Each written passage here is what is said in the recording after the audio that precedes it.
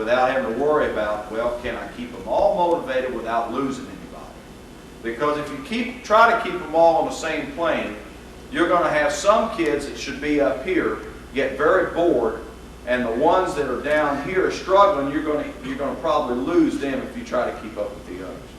One other thing that I incorporate, if a kid gets that much more ahead and strong in his playing, I will, as early as possible, begin to teach linear fretwork. Now, what I mean by that is this. Most students, when they first come in, if they play, they can play a lot of chords, but they play them all down in first position, which is as far down on the neck as they can go. They know C, F, and G, and you know, maybe some bar chords that they can move, but that's about it. Okay, well, they have a lot of problems with the single line notes because they've never really worked on that before. And they certainly can't read the chords as they're written out because all they've been doing up to that point is probably just reading chord symbols. And that's fine. There's not a thing wrong with that at all, because the book is going to take them into a lot of chords eventually anyway. And if you want to skip and get to some of those early, I have done that too, so it works out real well that way. But what happens is, I will take a student that is not challenged by a particular part, and I'll say, great, now learn it in 5th position, learn it in 7th position, or put him somewhere else on the fretboard where he now has an added difficulty. And what I'm making him do is, instead of thinking in terms of the guitar going vertically, now I'm making him think of the thing going linearly. So I'm getting him access to the rest of the fretboard, keeping him motivated with something new, and yet he's still staying with the rest of the class and playing the same things. So that's one way that you can adapt the textbook to a student of that particular ability level. Okay? How many of you have bass players in your group? Any of you? Okay? Before, you'd have to take the bass player and go, great, you want to play bass? See this practice room over here? Go over there and I'll get to you about Wednesday. Because you had to spend all your time with the rest of the class.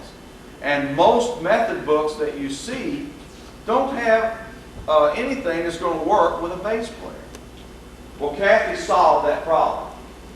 She wrote an accompanying book that is a bass book. Every page is exactly the same, except that all the single line stuff that's in the student book, actually this is the teacher's edition, which has some supplementary materials for teachers, especially for those that have very little experience. But the two books parallel each other exactly, except where there's single line stuff that the bass player is going to be playing. Obviously all of that is in bass clef. All the discussion with the open strings is going to be done in bass clef. And all the training he's going to get is going to be reading bass clef. Okay? But now you can actually have a bass player go right along with the rest of the class. And that individual is going to be playing as part of that ensemble.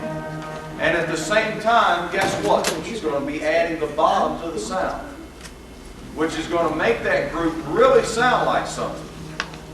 Whereas before, it was all the upper level harmonies and the melody lines. Well, now you're going to have the bottom. It's like taking your choir or your band and taking the basses out. There's something missing. Well, now you're going to have that bottom added to it, and it's going to add so much to the sound. And a majority of the pieces that Kathy's written have the bass part written in there. So some of the pieces that are in the two books will actually look exactly the same because they include all of the guitar parts plus the bass parts. Some of them will actually be, for instance, there's a piece in here on page 72 that my beginning kids just got through playing called A Touch of Bach. It's written out with both the melody and the harmony part in the bass book in bass clef. And then in the guitar parts, obviously in treble clef. So the bass player is actually playing the melody line, and he's actually playing a harmony part depending upon which part he wants to play. Okay? But it is really a great way to incorporate a bass player. And one of the things that band directors like to do, especially if they have a jazz band, is do something where they can get guitar and bass players to learn to read. One of the reasons that I got serious, as I told you earlier, about playing guitar when I was a sophomore in high school is because my band director decided he wanted to have a jazz band. He didn't have a guitar player, and I was a clarinet player. So he knew I could read, you know. Well, and he knew I played guitar. He didn't know how well. And I wasn't going to tell him that I wasn't all that good because I didn't know, to be honest with you. But when I got in there, I realized that I had a whole lot of stuff that I didn't understand as far as chords was concerned. And that is one of the things that we're going to try to touch upon a lot in the jazz pop version of the advanced edition, is to try to teach kids a lot of movable chords that they can use in all different keys and incorporate in a lot of different songs. Okay? If you will look in your handout, there's a little section in there of a piece that follows When the Saints Go Marching In, called the Merry Little Waltz. We'll play just a little bit of the beginning of that, and then I want the kids to play Kathy's arrangement of Scarborough Fair, which is a great arrangement that she did that the kids, when they finally get to that point, will really get into, because it's basically a rock song, and the majority of them are familiar with it, but at the same time it's very playable and very obtainable within their ability. So this is a little bit of Kathy's arrangement of Merry Little Waltz.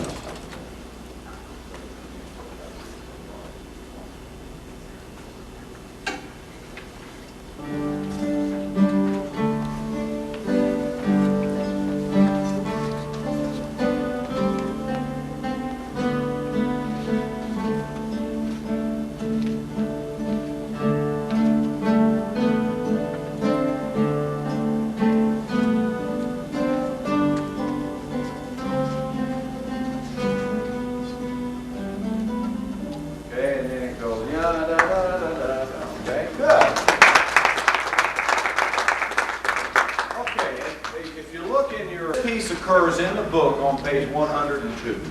Okay, so it's a little bit up there, but it's well within the reach of your beginning students by the latter part of the first year of training. My beginning kids have already started learning this particular piece.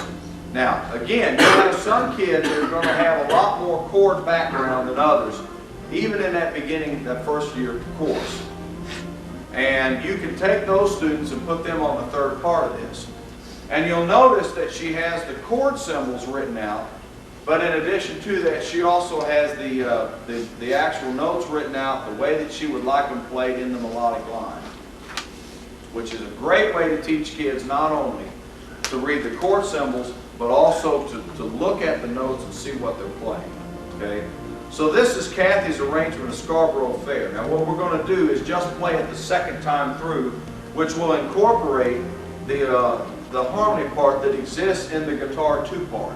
And what I do when I play this piece so that my guitar 2 students are not just sitting there the whole first time through, I'll have some of them play the chords in the third part and some of them play the melody in the first part. And then they go to the second part the second time through.